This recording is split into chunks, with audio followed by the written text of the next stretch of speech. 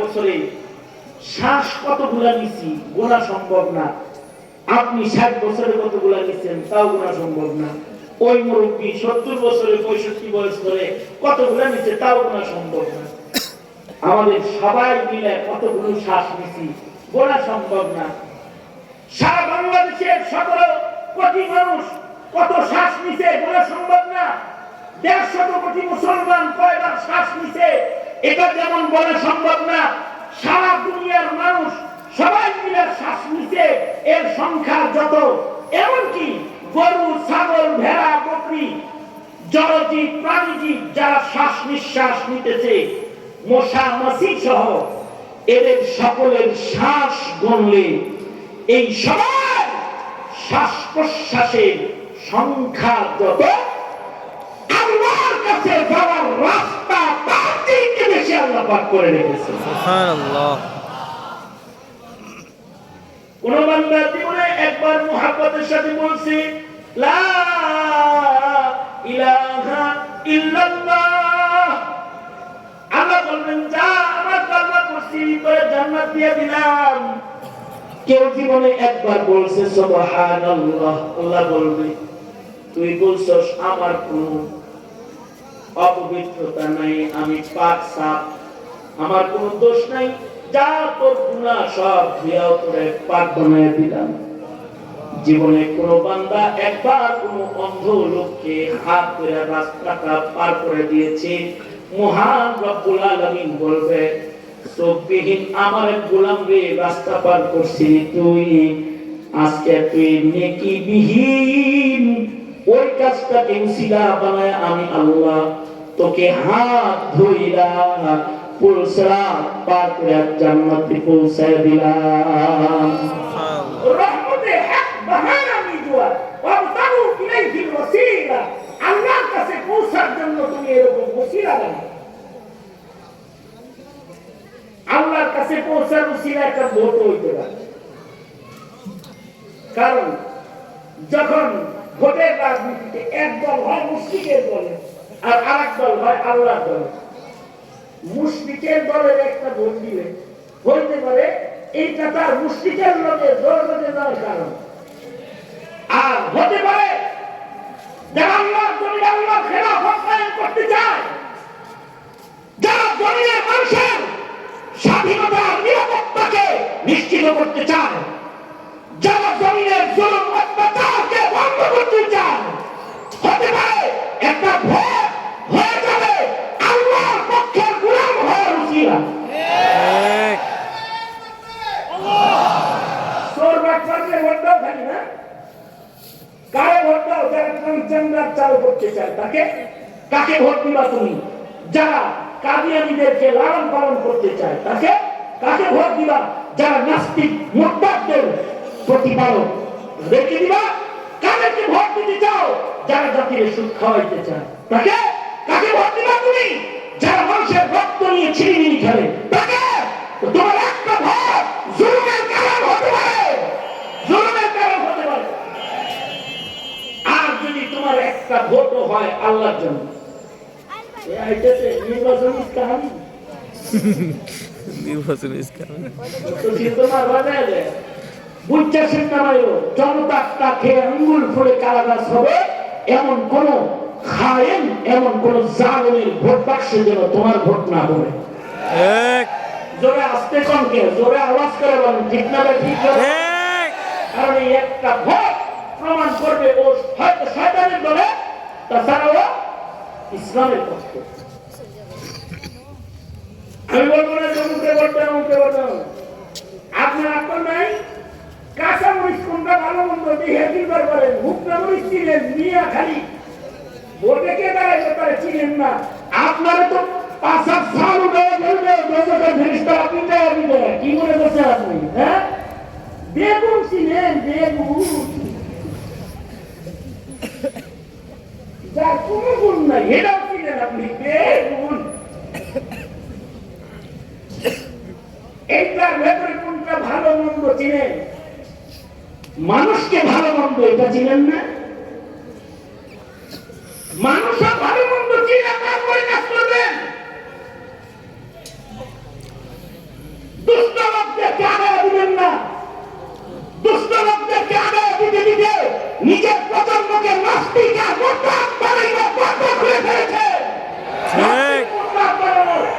দরজা খুলেছেন। আল্লাহু আকবার। হয়ে করে জালো।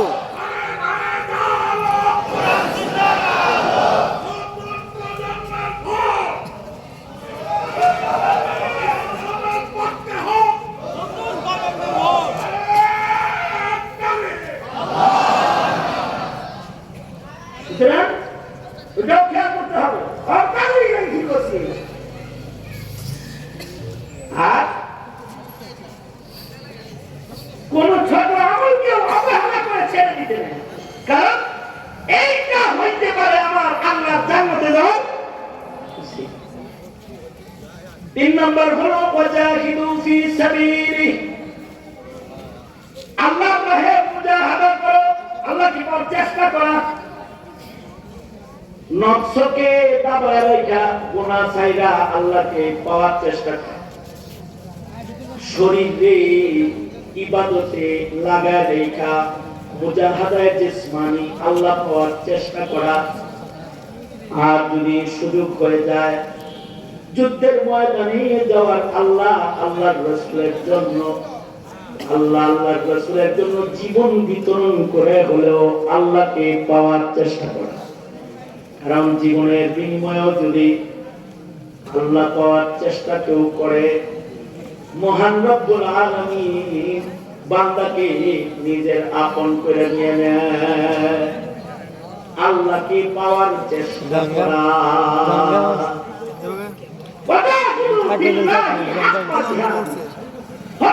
এইমাত্র পাগড়ি দিল 20 মিনিট 30 মিনিট হতে পারে এই মুজাহাদা নিজের মাল ও দৌলতের সাথে, হতে পারে এই মুজাহাদা আর জিহাদটা কাফের মুশরিক বেঈমানের সাথে। এই কথা বলেন ঠিক না? ঠিক না? যেখানে নফসের সাথে জিহাদ, তো এটা নফসের সাথে গুনাহ করব না।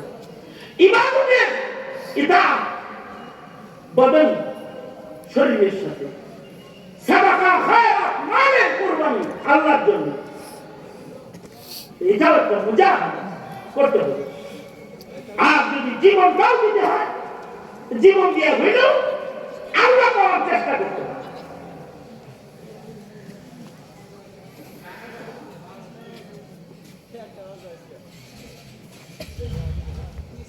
সাহাবায়ে কেরাম নিজেদের জিন্দেগীর এই সব রকমের মুজাহাদাই করছে। অনেকে বলে, এটা আমার আলোচনার আজকে শেষ কথা, অনেকে বলে যে এই জমানায় জান্নাতে যাওয়া বড় কঠিন। অনেকে বলে, আমি তাদের বলি এই জমানায় জান্নাতে যাওয়া সবচেয়ে সহজ। এই জমানায় যদি কেউ ছোট একটা নেকির কাম করে, এইটা গলা কাটা শহীদের সহজ। সুবহানাল্লাহ, আসতে বলে কোন সুবহানাল্লাহ। কারণ জমানা কত ফেতনার জমানা। সবচেয়ে বড় কথা, বর্তমান সময়ে হক আর বাতিলের লড়াই অনেক বেশি। কাদিয়ানী মতবাদের সাথে লড়াই, নাস্তিকদের সাথে লড়াই, বাউলদের সাথে লড়াই। কথা বলেন, আওয়াজ করে জোরে বলেন ঠিক না? যারা আল্লাহর দুশমন তাদের সাথে লড়াই চলছে না? মিছিল, মিটিং, আন্দোলন চলছে না? যদি ময়দানে কারোর মৃত্যু হয়, তার আমল যদি একেবারে পুরাও হয়, পুরস্কার আল্লাহ তাকে পুরা প্রদান করবে, পুরা দিয়ে দিবে আল্লাহ। সুবহানাল্লাহ। খায়বরের যুদ্ধে মুসলমানরা যুদ্ধ করতেছে, এক কৃষ্ণ কালো রাখাল সে ছাগল চড়াইতে চড়াইতে যুদ্ধ ক্ষেত্র পর্যন্ত চলে আসছে। আসছে আর সাহাবী বলল, দেখা কালা রাখালটা বলে,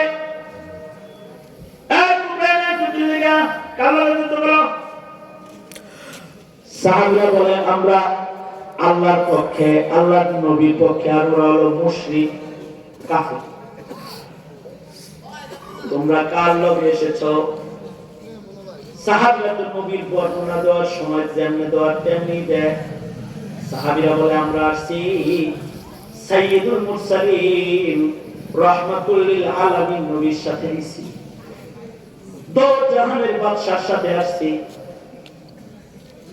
জমিনের শ্রেষ্ঠ পয়গম্বরের সাথে এসেছি, শেষ নবীর সাথে আমরা যুদ্ধে এসেছি।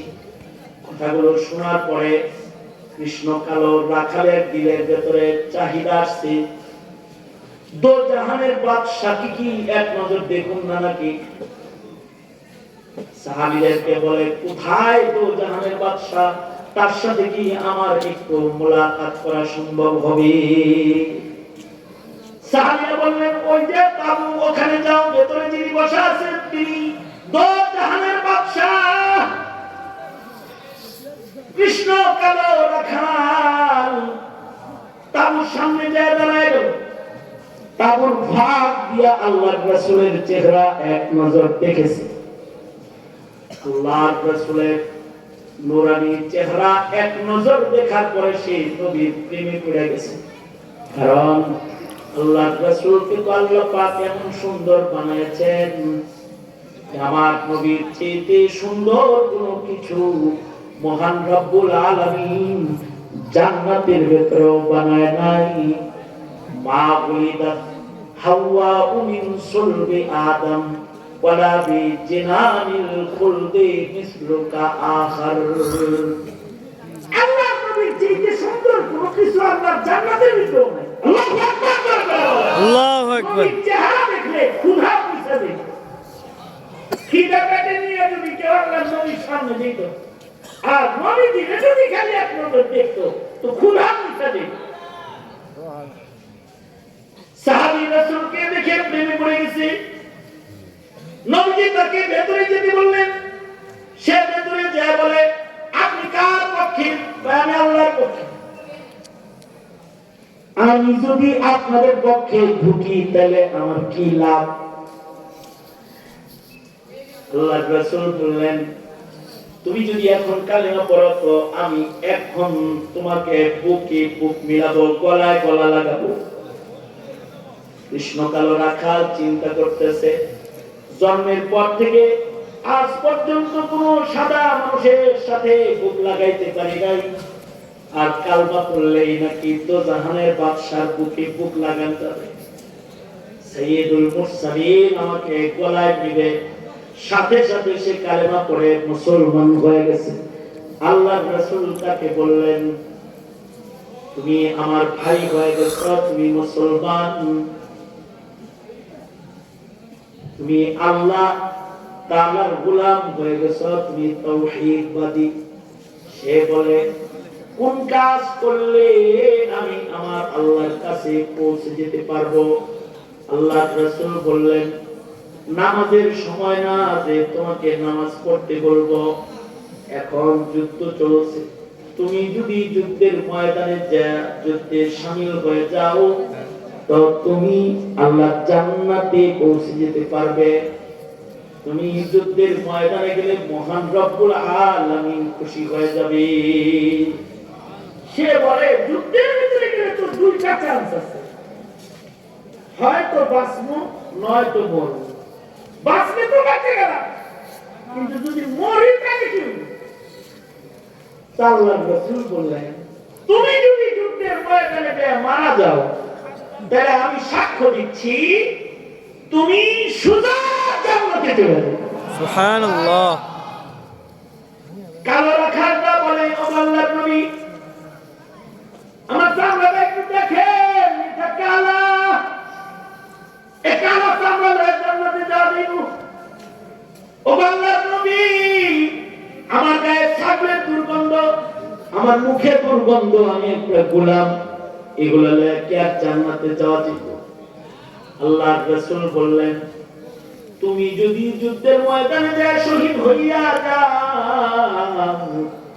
আল্লাহ রাব্বুল আলামিন তোমার কালো চামড়াকে জান্নাতি লেবাসের সৌন্দর্য দিয়া পরিবর্তন করে দিবে। তুমি যদি শহীদ হইয়া যাও, আল্লাহ রাব্বুল আলামিন তোমার গায়ে ছাগলের দুর্গন্ধকে আম্বরের সুঘ্রাণ দিয়া পাল্টায়া আল্লাহ তাআলা জান্নাতের দুলহান তোমারে বানায়া দিবে। সুবহানাল্লাহ। সে সাথে সাথে আল্লাহর রাসূলকে বলে, তাই আমি গেলাম আল্লাহর কাছে, তোর বাড়িতে একটা দৌড় দিছে।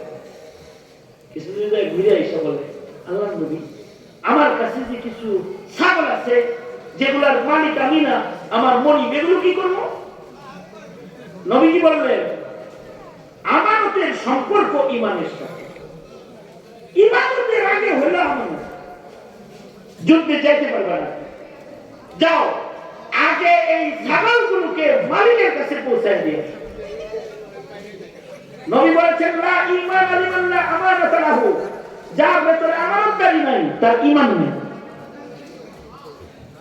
তার মানে যুদ্ধের ময়দানেও আল্লাহর রাসূল সাহাবীকে আমানতদারি শিখাইতেছেন, আগে মালগুলো মরিবার কাছে দিয়ে তারপরে যুদ্ধে যাবে। নেতারা এক একজন নমিনেশন কিনে 10 কোটি 6 কোটি 9 কোটি টাকা দিয়ে এমপি হয়ে জাতির যা আমানত আছে সুদে আসলে সব শেষ করে। এই হলো রাজনীতি দেশে। সিয়াসত আর রাজনীতি এখন ঈমান ধ্বংসের পথে পরিণত হয়েছে। এই ভারতবর্ষ বাদশাহ আওরঙ্গজেব, বাদশাহ আলমগীর যাকে বলা হয়, এত বড় বাদশাহ ছিলেন, ভারতবর্ষ শাসন করেছেন। বাদশাহ আলমগীরের আমলে এই ফতোয়ায়ে আলমগীরি লেখা হয়েছে। কিন্তু আশ্চর্য বিষয় হলো, বাদশাহ আওরঙ্গজেব হজে যান না। তো ওনাকে জিজ্ঞেস হজে যান না কেন? উনি বলতেন, আমার উপর হজ ফরজ। কেন আপনি বাদশাহ হয়ে আপনার হজ ফরজ না? আমি বাদশাহ দিকে তো এই হিন্দুস্তানের সব টাকা পয়সার মালিক আমি না, এইগুলার মোতাওয়াল্লি আমি, এগুলোর পাহারাদার, এগুলোর মালিক কেন আমি? আমার মালিকের এতটুকু সম্পদ নাই যা দিয়ে আমি হজে যেতে পারি। আর আমি যে এই আমানত রাইখা হজে যাবো, আমি তো বাদশাহ, চোরেরা চুরি করলেও তো আমার দুর্বল, তা আমি তা খারাপ চুরি আমার ডরে কোনো কিছু করে।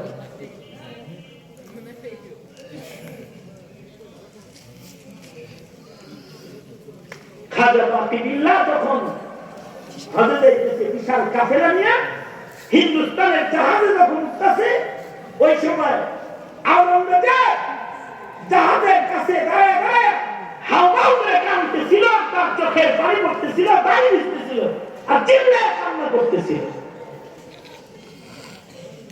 বাকিবিল্লাহ বলে, বাদশাহ আপনি এমনি কাঁদতেছেন কেন? তুমি মদিনার দিকে যাইতেছ, আমার হৃদয়ে মদিনার প্রেমের আগুন দাউ দাউ করে জ্বলতেছে, কিন্তু আমি জাহাজে উঠতে পারতেছি না। কেন বুঝো না? আমানতের খেয়ানত যেন না হয়। আমানত পাহারাদারি করতে গিয়ে রাসূলের রওজায় আমি যাইতে পারতেছি না।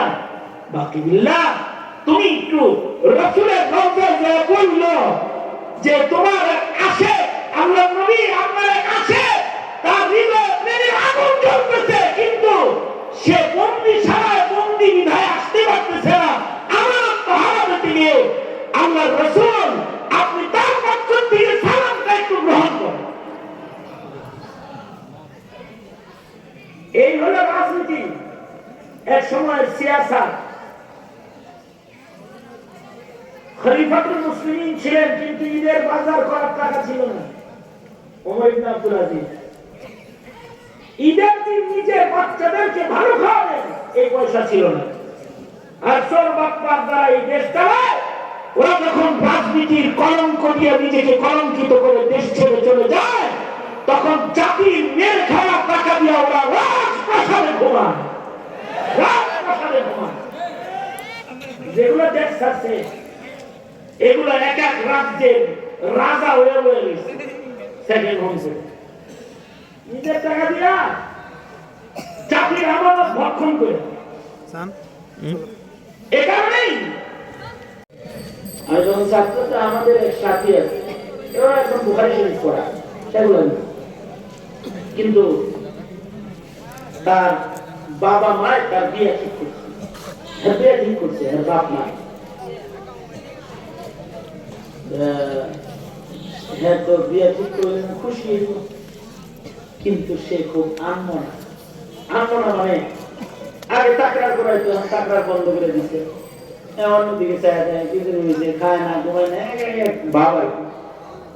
আমরা সবাই মিলে কিরে তোর এই অবস্থাকে কিরকম করেছে, তুই যে আনমনা প্রতিষ্ঠান কি হয়েছে, আব্বা আম্মা বিয়ে ঠিক করছে, খুশির ব্যাপার।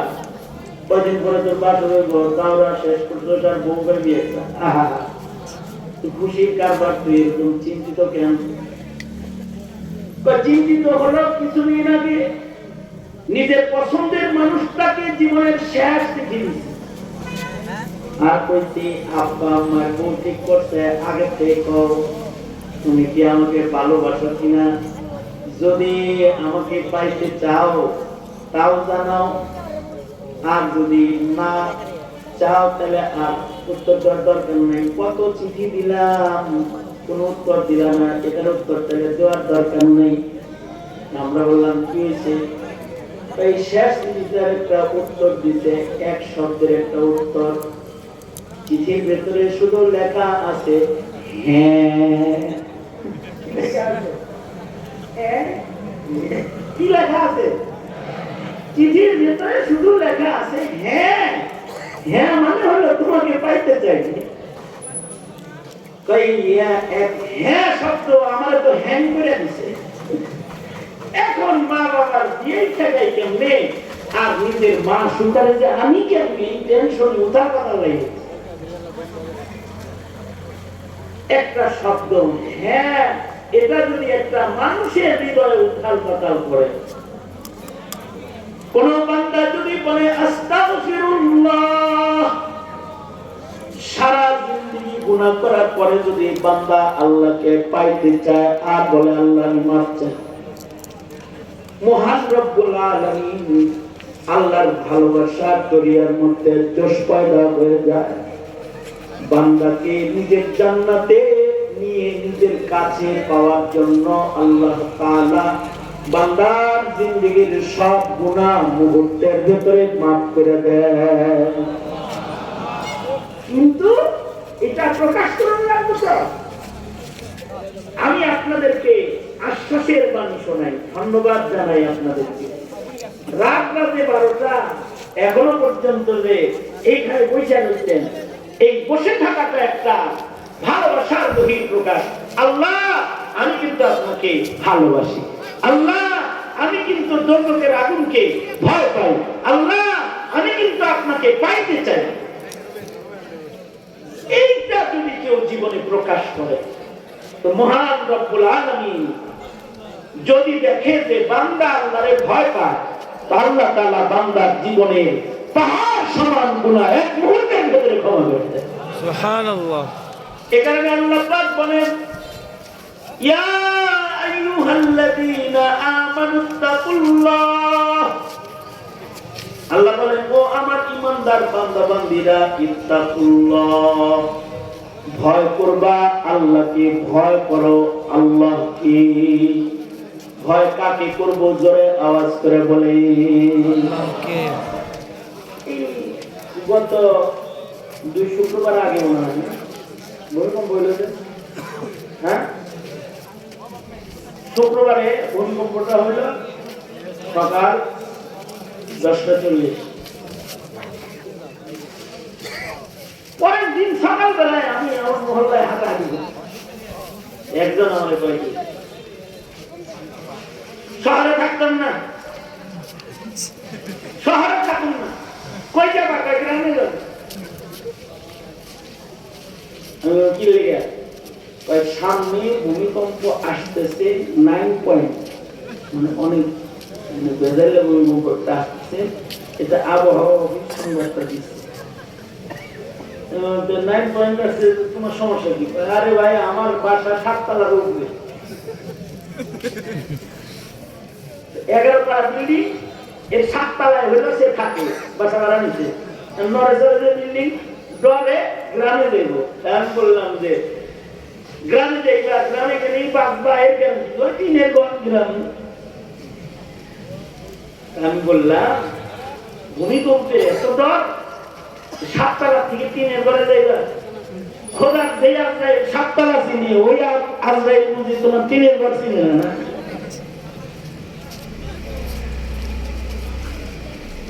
আমি বললাম ভূমিকম্প আপনাকে সাততলা থেকে টিনের ঘরে নামানোর জন্য আসে না, ভূমিকম্প এসেছে বস্তুবাদীর গোলামি থেকে ফিরায় আল্লাহর গোলামিতে লাগানোর জন্য আসে। যদি এই ভূমিকম্পের পরে কেউ আল্লাহর গোলাম হয়ে যায়, তাইলে সে আল্লাহকে ভয় করলো, ভূমিকম্পকে কাকে ভয় করলো জোরে বলে? আর আল্লাহকে ভয় করে কেউ যদি মরে যায়, কারণ মৃত্যুর আগে যদি সামান্য আল্লাহর ভয় হৃদয়ের মধ্যে যদি পাওয়া যায়, তো মহান রব্বুল আলামিন সাথে সাথে ঘোষণা দেয়, ফেরেশতারা আমার এক বান্দা আমাকে ভয় পেয়েছে, তাই আমি তাকে মাফ করে দিলাম। বুখারী শরীফের মধ্যে আল্লাহর রাসূল এই কাহিনীটাই, এই বিষয়টাই বারবার নবীজি দৃষ্টান্ত দিয়ে বুঝাইছেন। আল্লাহ ভয় পায় বিধায় ঘর থেকে বের হইছে ওলি বুজুর্গের কাছে বাঁচার জন্য, তওবা করবে। আমি এই বয়ান করার সময় একটা উপমা মাঝে মধ্যে দেই, সেটা আপনাদেরকে উপমাটা বুঝাই। সেটা হলো, আমরা যখন বাড়িতে যাই, আমাদের বউয়েরা অনেক সময় ঘরের বিবিরা আমগোর কাছে নালিশ দেয় বাচ্চার বিষয়ে। এইরকম কাহিনী আমারও আছে, যে আমি 2 দিন 3 দিন ওয়াজ করে গেছি, ভাই খালি ওয়াজ করেন, আপনার ছেলে হাত দিয়ে বুদ্ধি উড়াইলো, আমার মাথা চুল ভরাই দিল, আমার হাই প্রেশার বানায় দিল, আমি আর বাঁচতাম না, এই যে নেল লাঠি বিচার করবে না। এরকম বিচার দেয়।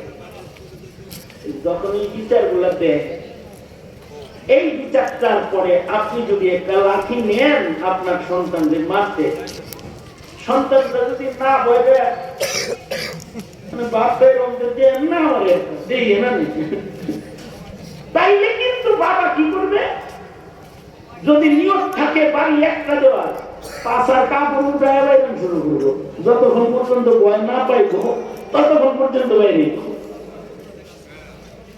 আর যদি বাবার হাতের লাঠি দেখে যদি সন্তান দৌড়ায়, দাদিরা চলে নিচে যায় পালায়, অথবা যদি ঘর থেকে বের হয়ে যায়, অথবা যদি চোখের পানি ফেলে কান্না করে নিজের বাবাকে বলে, আপু ভুল হয়েছে, আর কখনো অন্যায় করব না, অথবা যদি সন্তানের দেহে কাঁপাকাঁপি শুরু হয়ে যায় লাঠি দেখা, যে মা সন্তানকে পিটানোর জন্য নিজের সন্তান শাসন করতে সন্তানের বাবার হাতে যে মা লাঠি তুলে দেয়, সেই মা বাবার সামনে দেয়াল হয়ে দাঁড়ায় যায় আর বলে, হয়েছে এবার থামো, এই লাঠি দিয়ে আমার পোলারে একটা বাড়ি দিলে ও বাঁচব নাকি? এত রাগ হয়েছে, তুমি কি বাপ না জল? যাও সরো।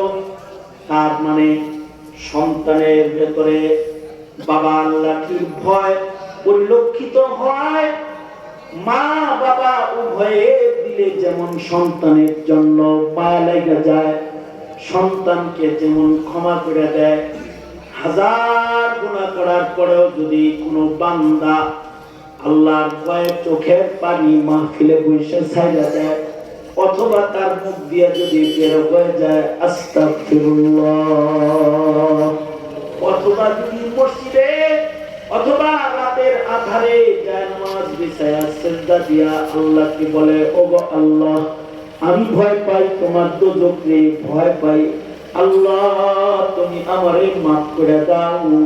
আল্লাহর রাসূল বলে, আল্লাহ তাআলা সাথে সাথে ফেরেশতাদেরকে বলে, গুনার কারণে আযাবের লিস্টে নাম রাখছিলাম, ভয় পাইছে মুইসা দিলাম, নামটা আমার প্যারা বান্দার দপ্তরে উঠায় দাও। এইটা হলো তাকওয়াল্লাহ। তাকওয়াল্লাহ এত দামি, এই কারণে কোরআনে হাকিমে 30 জায়গায় আল্লাহ পাক বলেছেন, ইত্তাকুল্লাহ ইত্তাকুল্লাহ ইত্তাকুল্লাহ। তিন জায়গায় বলেছে। আল্লাহর রাসূল বলেন 100 খুন করে আল্লাহর ভয়ে বের হইছে, আল্লাহ ওর চাদরের নিচে আশ্রয় নিবে, তওবা করবে। রাস্তায় মারা গেছে, আল্লাহ তাকে মাফ করে দিয়েছে। আল্লাহর রাসূল আরো বর্ণনা করেন, বনী ইসরাইলের এক লোক ছিল, সারা জীবন কাফন চুরি করেছে। জীবনের শেষ ভাগে মৃত্যুর সময় নিজের সন্তানদেরকে ডেকে বলল, সন্তানেরা, সারা জিন্দগি কাফন চুরি করেছি, আল্লাহর চেহারা দেখানোর মতো সাহস আমার নাই, সুতরাং আমি মরে গেলে আমার লাশটাকে আগুন দিয়া পুড়ায়া ছাই বানায়া দিবা, এই ছাইগুলারে অর্ধেক বাতাসে উড়াইয়া দিবা, অর্ধেক ছাই পানিতে ভাসায়া দিবা, আমাকে যেন ফেরেশতারা খুঁজে না পায়, আমি আড়াল হয়ে যাব, বিচারের মুখোমুখি হওয়ার সাহস আমার নাই।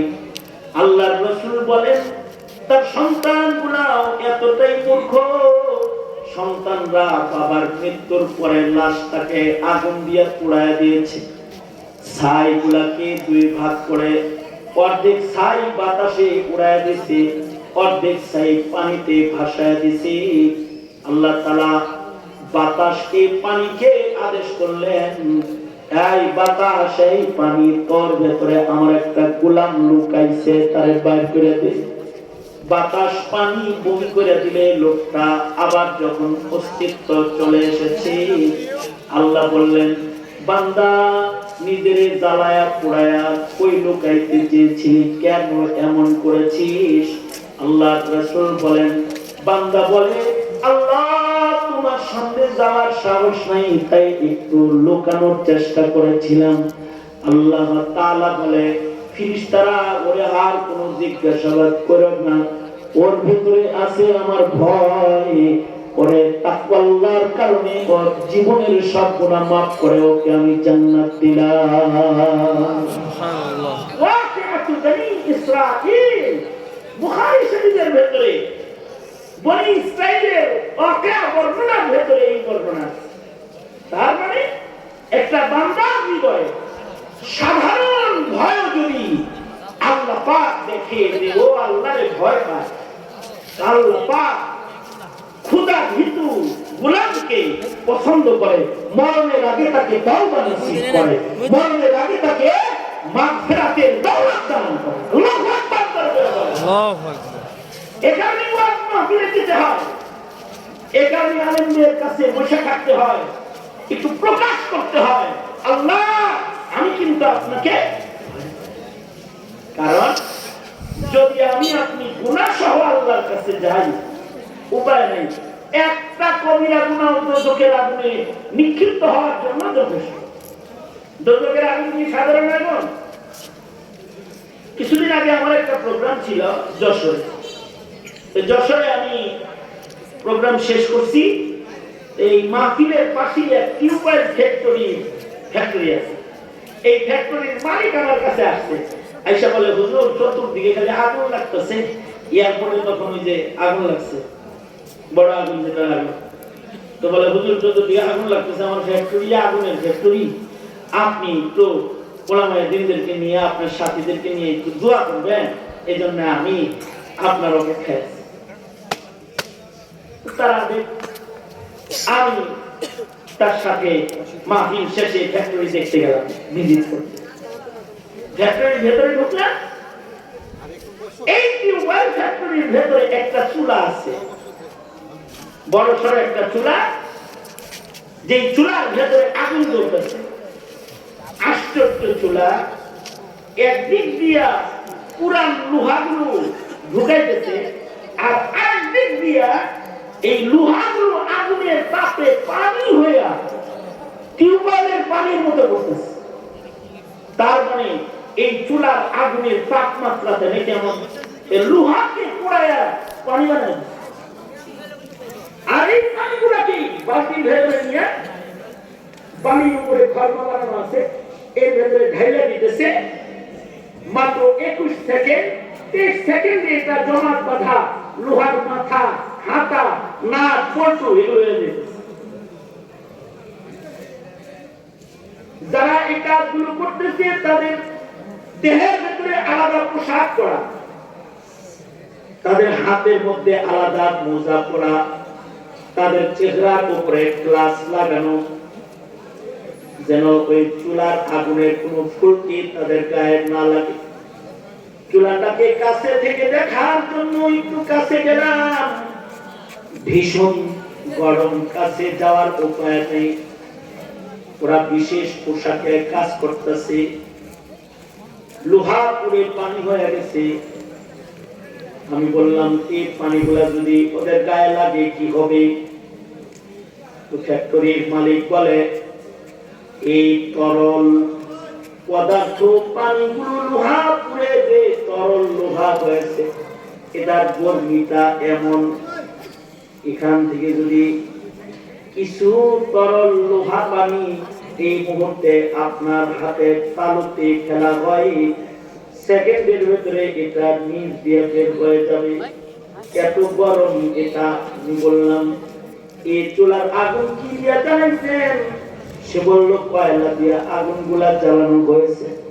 আমি আমার সাথীদেরকে নিয়ে একটু দূরে ধরায় বললাম এই চুলা যেটা কয়লার আগুন জ্বালাইছে, এইটা দিয়ে জ্বালানো তরল পানি যদি হাতের তালুতে পড়ে সিদ্ধি হয়ে নিচ দিয়ে বের হয়ে যাবে, এর চেয়ে 70 গুণ ভয়াবহ আগুনের একটা চুলা মহান রব্বুল আলামিন নিজের হাতে জ্বালাইছে, যার নাম জাহান্নাম। যার ভেতরে হামিম ওয়াগাসসাক মানুষকে পান করানো হবে।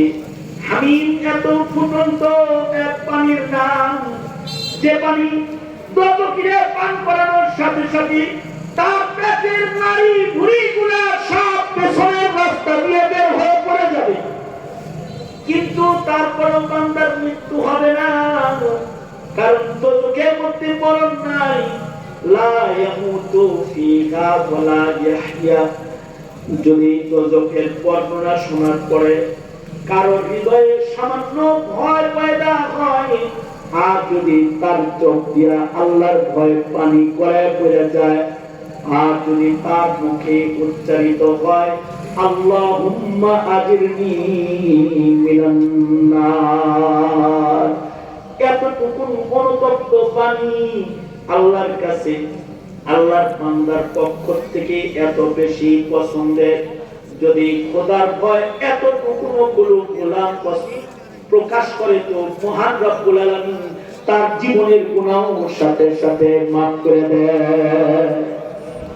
এই কারণে 30 জায়গায় আল্লাহ পাক বলেছেন ইত্তাকুল্লাহ, ইত্তাকুল্লাহ, আল্লাহকে ভয় করো,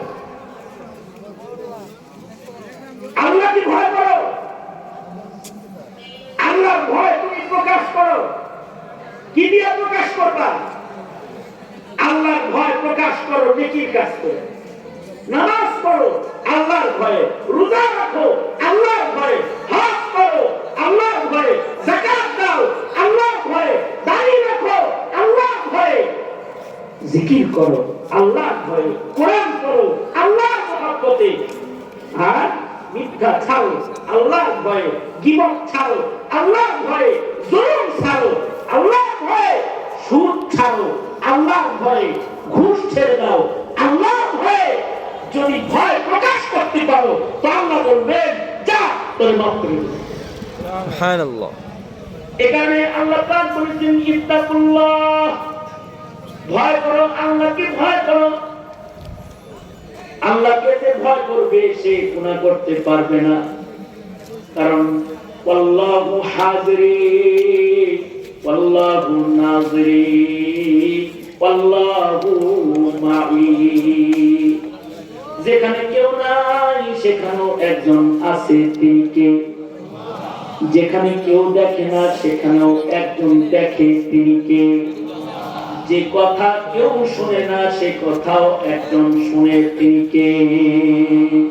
কারণ আমার সাথে একজন সব সময় আছেন, তিনি বলেন আল্লাহ। কারণ বুজুর্গরা জিকিরের সবকের আগে পড়ায়, আমার সাথে পড়েন আল্লাহু হাজিরি আল্লাহু নাজিরি আল্লাহু মাই, আমার আল্লাহ আমার সাথে আছে, আমার আল্লাহ আমাকে দেখতেছে, আমার আল্লাহ আমার সব কিছু শুনতেছে, আল্লাহ আমাকে কিন্তু দেখতেছে আমি কি করি। সুতরাং গোপনেও গুনাহ করা যাবে না, বন্ধ ঘরের ভেতরেও গুনাহ করা যাবে না, মরুভূমির ভেতরেও গুনাহ করা যাবে না। এটাই আল্লাহর ভয়। এইটা যদি কারোর ভেতরে পাওয়া যায় তো আল্লাহ পাক তাকে জান্নাতটা দিয়ে দেয়। আল্লাহু আকবার করে বলেন। এটা এক। দ্বিতীয় নাম্বার, আবতাগু ইলাইহিল ওসিলা, আল্লাহকে পাওয়ার জন্য নেক আমল রে বাহানা বানাও। যত নেক কাজ আছে, লা তাহতিরাউনা মিনাল মা'রুফি শাইআ, ছোট নেক কাজ অনেক সময় আল্লাহর কাছে পৌঁছার রাস্তা হয়ে যায়। কারণ আল্লাহ তো বান্দারে মহব্বত করে। আল্লাহ তো দুনিয়ার সরকারের মতো সরকার না। দুনিয়ার সরকার যারা, তাদের কাছে যাওয়ার রাস্তা একটা, কিন্তু আল্লাহর কাছে যাওয়ার রাস্তা অভাব নেই। যেমন এখন যদি কেউ ডক্টর ইউনুসের সাথে দেখা করতে যায়, একবারে চতুর্দিক দিয়ে কাটা তারের বেড়া আছে, একটা রাস্তা খোলা আছে, ঘন ঘন রাস্তা টাস্তা নেই। এর আগে হাসিনার আমলে অনেকে গণভবনে গেছে, যারা গণভবনে গেছে তারা কয় কোন সময় দাওয়াত পাইলেও যায় না, কি লেগে যাওয়ার রাস্তা একটা বড় জটিল। কি জটিল? বিসি মুসি আতায় ছেড়ে দিব, কিন্তু আপনার সামনে দিয়েও মেশিন ঢুকাইবো, পাশার সিটা দিয়েও মেশিন ঢুকাইবো, ঢুকে দেখবো